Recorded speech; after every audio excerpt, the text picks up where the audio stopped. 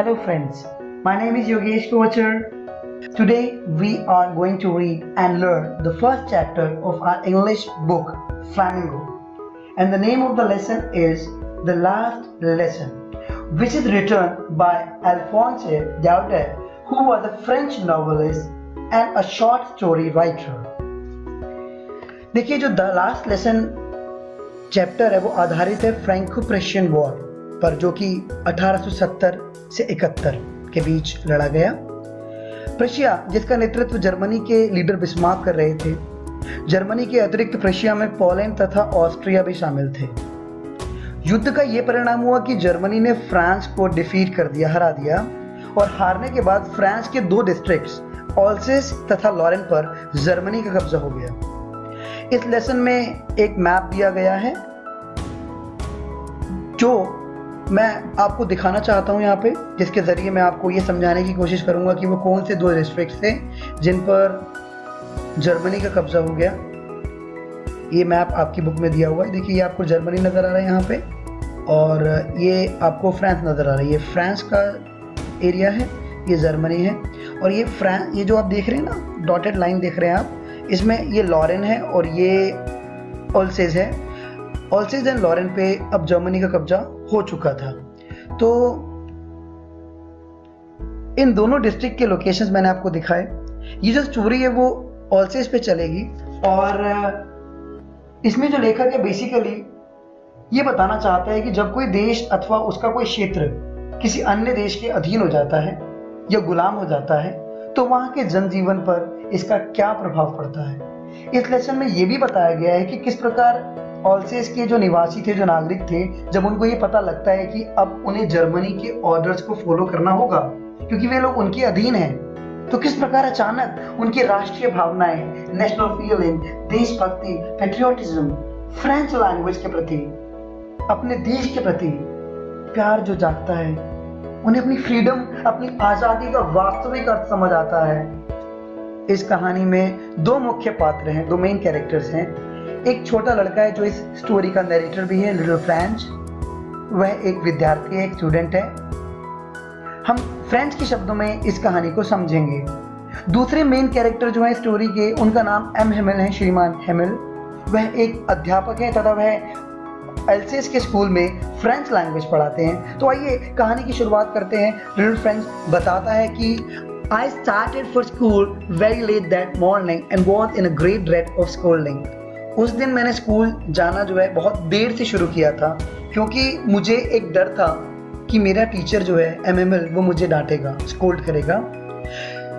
Because MML had said that he would question us on participles.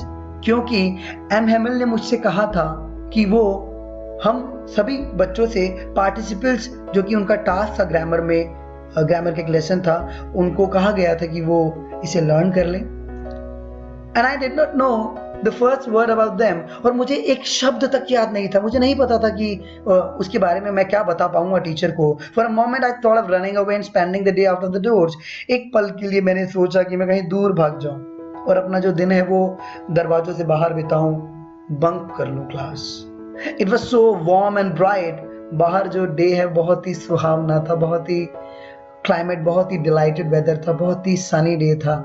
The birds were chirping at the edge of the woods. पक्षी चहक रहे थे जंगल के as, मतलब किनारे पर। And in open field back of the sawmill the Prussian soldiers were drilling. और वहाँ जो ओपन फील्ड था, एक खुला मैदान था, सॉमिल के पीछे। सॉमिल एक मिल होता है जहाँ पे लकड़ी को काटा जाता है। उसके पीछे जो ओपन फील्ड था, वहाँ प्रेशिया के सोल्जर्स ड्रिलिंग कर रहे थे, प्रैक्टिस कर रहे थे, एक्सरसाइज कर रहे थे। It was all much more tempting than the rules for participles. लेकिन ये सारी चीजें मुझे और अपनी ओर अट्रैक्ट कर रही थी, ये सारे दृश्य मुझे खींच रहे थे क्योंकि मुझे पार्टिसिपल्स के रूल्स याद नहीं थे। But I had the strength to resist. पर मेरे अंदर एक ताकत थी अपने आप को रेजिस्ट करने की, कंट्रोल करने की, नियंत्रित करने की, और मैं जल्दी जल्दी स्कूल की तरफ दौड़ा। When I passed the town hall, there was a great crowd in front of the bulletin board. जैसे ही मैंने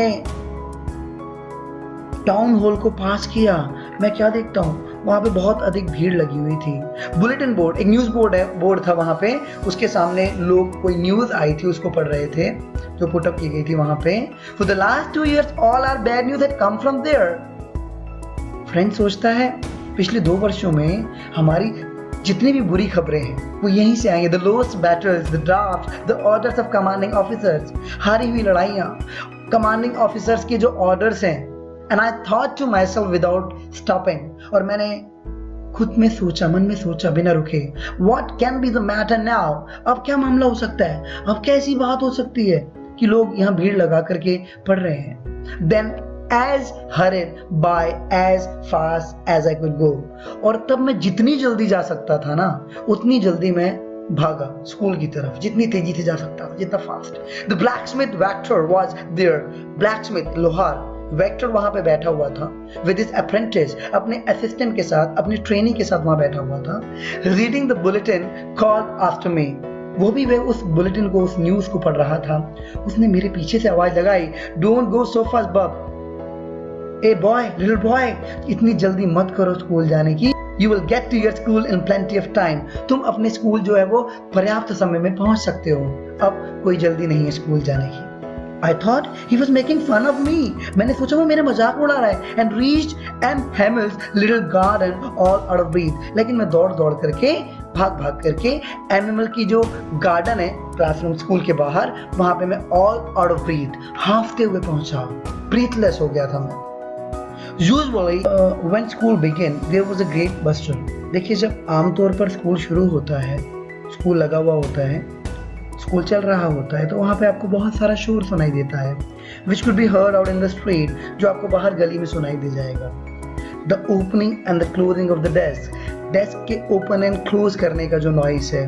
Lessons repeated in unison, जो स्टूडेंट्स होते हैं वो अपने लेसन्स को रिपीट करते हैं यूनाइटेडली, चैंट करते हैं यूनिसन में, कोरस में। Very loud with our hands और ओवर आवर ईयर्स, हमें इतना साउंड होता है वहाँ, इतना नॉइज होता है कि हमें अगर कोई चीज़ को अंडरस्टैंड करना है बेटर वे में, then we have to keep our hands over our ears, हमें अपने हैंड्स को अपने ईयर्स पर रखना पड़ता है।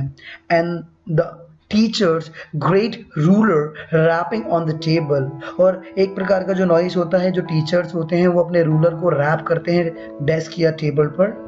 But now it was all so still, पर उस दिन सब कुछ ठहरा हुआ था, बिल्कुल शांत था। ये बहुत ही अनयूजुअल बात थी लिटिल फ्रेंच के लिए। He said, I had counted on to hope or to expect, like he was expecting कि जब वो वहाँ पे पहुँचेगा तो वहाँ पे एक commotion होगा, एक noise होगा, एक bustle होगा, ठीक है, to get to my desk without being seen। तो वह ये बात सोच करके आया था, he was counted on, depend upon the commotion, the noise, the uproar to get to my desk without being seen। But of course that day everything had to be as quiet as Sunday morning। पर उस दिन सब कुछ इतना शांत था, इतनी शांति थी चारों तरफ क्लासरूम में, स्कूल के अराउंड, कि ऐसा लग रहा था जैसे संडे मॉर्निंग हो। थ्रू द विंडो में से आई सॉ माई क्लासमेट्स, मैंने अपने क्लासमेट्स को देखा, ऑलरेडी इन देयर प्लेसेस, वो ऑलरेडी अपने अपने स्थान पर बैठे हुए थे। And M Hamel walking up and down with his terrible iron ruler under his arm, और जो उनका टीचर था एमएमएल, वो क्लासरूम में जो है वो अप एंड डाउन कर रहा था, मतलब क्लासरूम में यहाँ वहाँ चल रहा था, और उसके बगल में उसने अपना जो टेरिबल, जो डेंजरस आयरन का जो रूलर है जिससे वो पनिशमेंट देता है स्टूडेंट्स को, वो उसने अपने बगल में रखा हुआ था। I had to open the door and go in before everybody। मुझे डोर को ओपन करना था और हर किसी के सामने मुझे क्लासरूम में एंटर करना था। You can imagine how blushed and how frightened I was। आप इमेजिन कर सकते हैं, कल्पना कर सकते हैं कि मैं कितना ब्लश था, कितना शर्माया हुआ था, कितना डरा हुआ था। फ्राइटेंड मतलब डरना होता है, I was, कितना डरा हुआ था मैं। But nothing happened, पर एक्चुअली हुआ कुछ भी नहीं। एमएमएल सॉ मी, एमएमएल ने मुझे देखा एंड सेड, और कहा वेरी काइंडली, बहुत ही काइंडली कहा, बहुत ही दयालुता से कहा, go to your place quickly little friend, तुम जल्दी से अपना स्थान ग्रहण कीजिए, जल्दी जाइए। We were beginning without you, हम तो कक्षा तुम्हारे बिना ही शुरू कर रहे थे, तुम्हारे बिना ही प्रारंभ कर रहे थे। I jumped over the bench and sat down at my desk. Not till then, when I had got a little over my fright, did I see that our teacher had on his beautiful green coat. मैं जब उछल करके जा करके अपने desk पर बैठा तो मैं क्या देखता हूँ, अभी मैं अपने डर से थोड़ा बाहर भी नहीं आ पाया हूँ। मैं क्या देख पा रहा हूँ कि टीचर जो है उसने अपना ब्यूटीफुल ग्रीन कोट पहना हुआ है, उसने बहुत ही प्यारी फ्रिल्ड शर्ट पहनी हुई है, झालर वाली शर्ट पहनी हुई है, and a little black silk cap, और एक छोटी सी ब्लैक सिल्क रेशम की कैप पहनी हुई है जो ऑल एम्ब्रॉयडर्ड है, चारों तरफ उस पर कढ़ाई हो रखी है। That he never wore except on inspection and prize days. वो इस ड्रेस को कभी भी नहीं पहनता था, सिर्फ और सिर्फ वह इंस्पेक्शन या प्राइज डेज या स्पेशल ओकेजन्स होते हैं उनको पर पहना करता था उस ड्रेस को। Besides, the whole school seemed so strange and solemn. इसके अलावा जो पूरा स्कूल था वो बहुत ही स्ट्रेंज था, बहुत ही ग्रेव, बहुत ही सीरियस दिख रहा था, बहुत ही गंभीर था। But the thing that surprised me most was to see on the back benches that were always empty, the village people sitting quietly like ourselves. मैं क्या देखता हूँ, जो मुझे सबसे ज्यादा हैरान कर देने वाली चीज वहां पे जो नजर आई ना, बैक जो बेंचेस थे, पीछे वाले बेंचेस, वहां पे हमेशा वो बेंचेस खाली रहा करते थे। The village people sitting quietly like ourselves, मतलब गांव के लोग वहां पर आकर के हमारी तरह, स्टूडेंट्स की तरह वहां बैठे हुए हैं। ये उसके लिए सबसे ज्यादा हैरान कर देने वाली बात थी। Old Hauser with his 3-corner hat, वहां पे बुजुर्ग हॉजर बैठे हुए थे, 3 कॉर्नर वाली उन्होंने हैट पहनी हुई थी। The former mayor, the former post master and several other besides. इसके अलावा वहां पे फॉर्मर पोस्ट मास्टर बैठे हुए थे और फॉर्मर मेयर बैठे हुए थे और बहुत सारे अन्य लोग भी गांव के वहां पे आए थे। एवरीबडी लुक्ड सैड, हर कोई बहुत उदास दिख रहा था। And Hauser had brought an old primer, Hauser अपने साथ एक प्राइमरी बुक लेके आए थे पुरानी।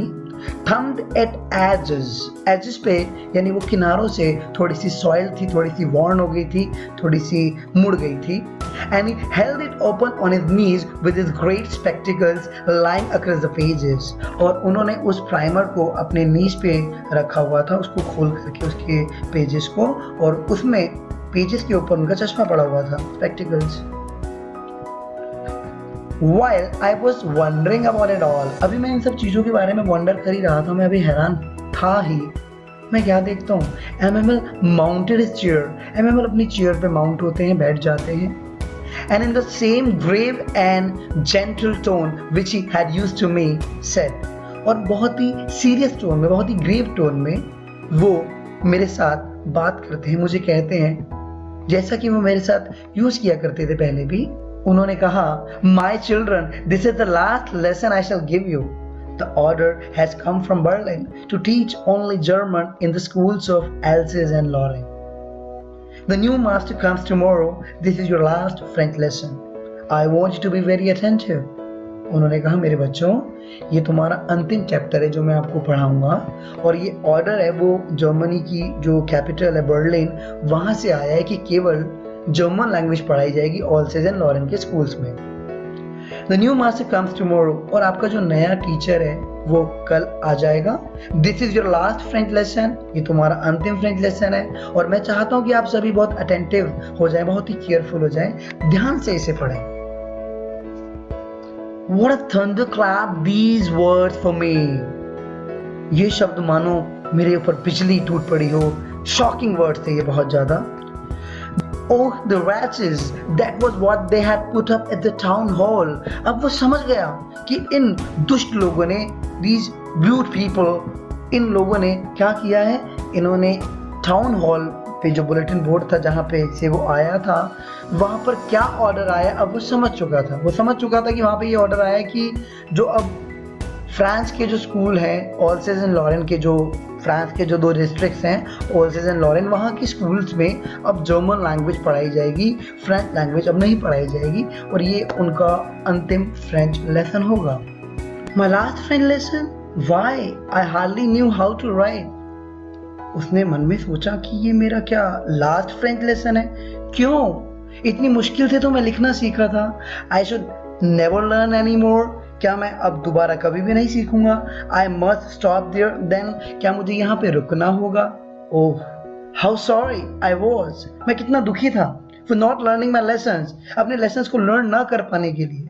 For seeking birds eggs, for going sliding on the Saar, मैंने अपना सारा टाइम वेस्ट कर दिया था स्लाइड करने में, फिसलने में। सार a kind of river, it is in France, इस रिवर में स्लाइड करने में मैंने अपना टाइम वेस्ट किया। मैंने बर्ड्स के एग्स को सीक करने में अपना टाइम वेस्ट कर दिया, ढूंढने में। My books that had seemed such a nuisance a while ago, मेरी किताबें जो थोड़ी देर पहले तक मुझे nuisance लग रही थी, annoying लग रही थी, irritating लग रही थी थोड़ी देर पहले, a while ago, so heavy to carry my grammar and my history of the saints, बहुत भारी लग रही थी मुझे ये किताबें, मेरी ग्रामर की बुक, मेरे देश के जो सेंट्स हैं उनकी हिस्ट्री, जो संत हैं उनका इतिहास। वर ऑल फ्रेंड्स नाउ, क्या ये मेरी पुरानी मित्र थी? That I couldn't give up, मैं इनको गिव अप नहीं कर सकता था, मैंने छोड़ नहीं सकता था। एंड एम हैमिल टू, और ना ही मैं अपने टीचर एम हैमिल को भी छोड़ सकता था। The idea that he was going away, यह विचार भर कि मेरा टीचर अब दूर जा रहा है मुझसे, हमें छोड़ के जा रहा है। आई should never see him again, मैं दोबारा उसे कभी भी नहीं देख पाऊंगा। made me forget all about his ruler, मैं भूल गया कि वो मुझे पनिशमेंट देता है रूलर से, मैं भूल गया। he's a little crazy, he's hot tempered, poor man, बेचारा हमारा teacher. It was in honor of this last lesson that he had put on his fine Sunday clothes, मैं अब समझ चुका था, मुझे समझ आ गया था कि आज टीचर ने वह अपने जो फाइन संडे क्लोथ थे, जो संडेज में या स्पेशल डेज या ओकेजन में वह पहनता है, आज उसने क्यों पहने थे। नाउ आई अंडरस्टूड, अब मैं समझ गया था। Why the old men of the village were sitting there in the back of the room, मैं समझ गया था कि क्यों गांव के जो ओल्ड मैन है, जो बुजुर्ग लोग हैं, वो पीछे वाले बैक ऑफ द रूम जो बेंचेस हैं जो एम्प्टी रहा करती थी, आज वहां पे बैठे हुए हैं। मैं समझ गया था यही वजह है। It was because they were sorry, क्योंकि वे लोग बहुत दुखी थे ना। That they hadn't gone to school more, कि मतलब वो कभी स्कूल अब नहीं जा पाएंगे या कभी नहीं गए थे, उन्हें वक्त नहीं मिला। It was their way of thanking our master for his 40 years of faithful service and of showing their respect for the country that was theirs no more. मैं समझ चुका था कि ये लोग जो स्कूल आए हैं, ये उनका एक तरीका है। It's their way thanking our master, हमारे टीचर को धन्यवाद देने का, उनके 40 साल की जो उन्होंने लॉयल सर्विस दी है, यहाँ पे फेथफुल सर्विसेज दी हैं, और वो उस कंट्री को रिस्पेक्ट देने आए थे, उस फ्रांस को रिस्पेक्ट देने आए थे। अब जो उनकी नहीं रहा था, अब वो जर्मन्स के अंडर आ चुके थे।